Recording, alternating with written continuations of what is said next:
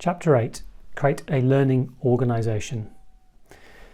In this chapter, there are a number of anti-patterns and patterns. The first one is learning bubbles and disconnected learning bubbles. And when organisations are organised into role-based silos, learning is kept within the role, within the bubble. It's estimated that for every information handoff, up to 50% of the knowledge is lost in the handoff. So if you have just 4 handoffs, you're down to 6% of the original knowledge, the original amount of information and understanding. So very important to not have these siloed learning, information stored in bubbles, and also when incentivization incentivizes people within their job roles, often what I've observed is information hiding, and actually people withholding information, even whether it's across silos or even within a silo, and I've often heard this term, information is power, where people withhold information for their own selfish gain, or to be more charitable, in terms of how they're incentivized in an organization, information ends up being withheld or trapped in a role-based silo. So instead, it's very important to try to connect these learning bubbles based on need and based on where learning needs to be shared. So, for example, there's many mechanisms to do this. Communities of practice is a great shared learning forum, a voluntary community of practice where people come together on a particular craft or a particular topic. There's a regular show and tell, regular shared learning, and that helps to connect to the learning bubbles. It's going to be the fastest learning organisation that wins. So this is all about shared learning, speed to learning, sharing it, and then importantly the ability to act upon that learning.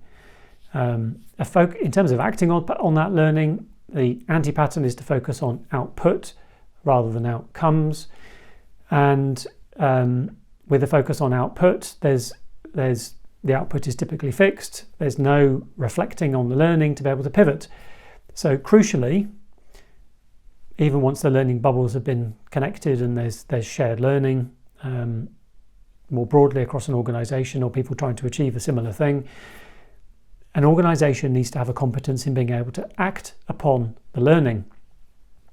Another common anti-pattern is that organisations improve their feedback loops, however, are not so good at then acting upon it, or that's a further area for improvement.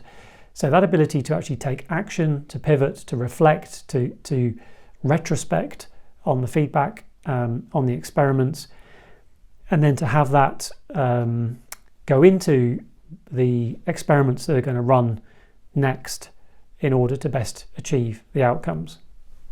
Another common anti-pattern here is weaponized metrics. And weaponized metrics is where there are a set of targets, bonus promotion, personal appraisal is all tied into these metrics, and this is very dangerous. Very dangerous in that if people's promotion or pay is tied to metrics, typically they will be achieved at almost any cost. As I mentioned in one of the earlier chapters, we've seen this in financial services, in the credit crisis, with LIBOR rigging, with FX rigging.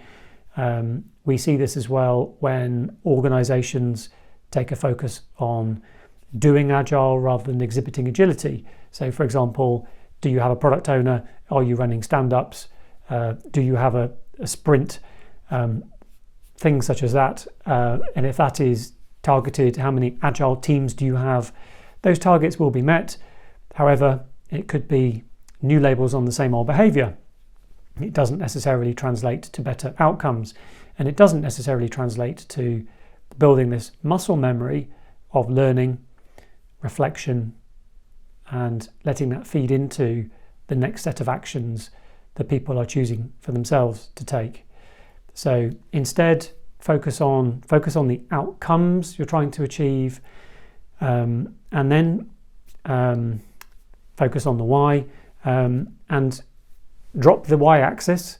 So it's not about absolute values, it's about the improvement trend over time. You could have a team working on a legacy area, maybe it's mainframe. And by the way, nobody is exempt from improving. Nobody is exempt from trying to improve to deliver better value sooner, safer and happier. And that mainframe team may go from deploying twice a year to every quarter, 4 times a year. You might have a super agile mobile app development team who are deploying every 2 weeks. They go from every 2 weeks to every 1 week for their deployments. And that is an equivalent improvement trend. In both cases, the lead time has been halved. Everyone has a different starting point. Everyone has a different set of impediments, a different history. So it's not about comparing absolutes. It is about visualizing, tracking, looking at, improving with a focus on that vector metric, that trend over time.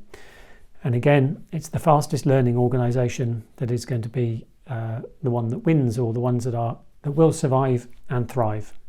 So that is chapter 8.